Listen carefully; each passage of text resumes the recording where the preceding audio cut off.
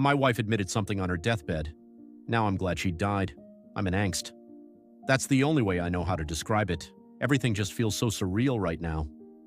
My wife and I have been together for the last 35 years. We married young and had our daughter around 10 years later. I still remember the day she had to be taken to the hospital. I was at work when her water broke, but instead of calling and demanding I get there as soon as possible, she told me that it was best I wait and that she was doing completely fine. I told her she was crazy if she thought I wasn't going to be there for the birth of my child, but she started screaming at me to stay where I was. I just chalked it up to birth hormones. I finished out the day, and as soon as I clocked out, I was flying to the hospital. It was a venture that proved fruitless, as when I arrived, my wife was nowhere to be found. And in the chaos of the busy hospital, my panic grew more and more until my pager started beeping. It was my wife's number, and in a confused hurry, I found the nearest phone to take her call.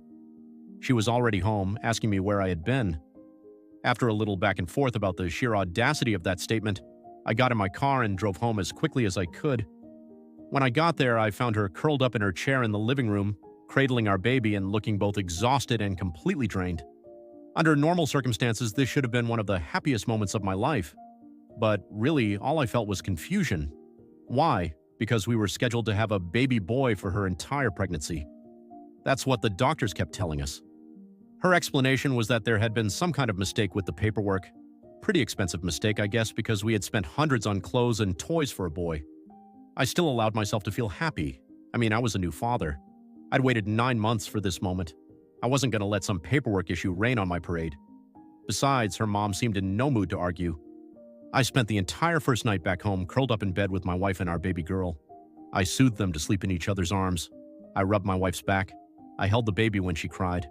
It was the start of our new life. From that moment on, I worked my ass off to give them a decent life. Kept food on the table, kept the lights on in the house. I'd even save up every month for big gifts like jewelry and swing sets. Watching my daughter grow up was one of the most magical experiences of my life. Watching her go from her first steps to her first day of school, seeing her grow into a blossoming young woman and eventually walking across the stage for her high school graduation. It was weird, though. Nobody ever said we looked alike.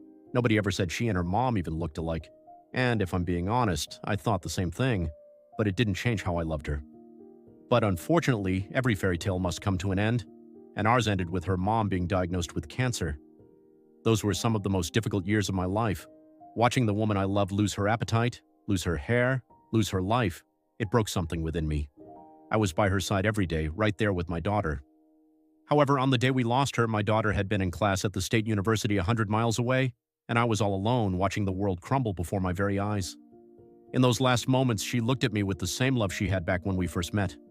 Only this time it was more reminiscent, more sad, like she was realizing that everything was coming to an end.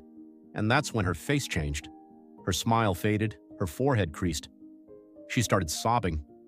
The words she spoke next are what have sent me over the edge. I've been questioning our relationship, our life, and everything in between ever since. I want to say I was lost, but truthfully it made everything make sense.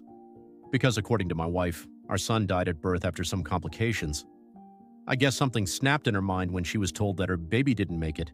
Instead of accepting, she rejected. My daughter was stolen, and I still haven't found the heart to tell her.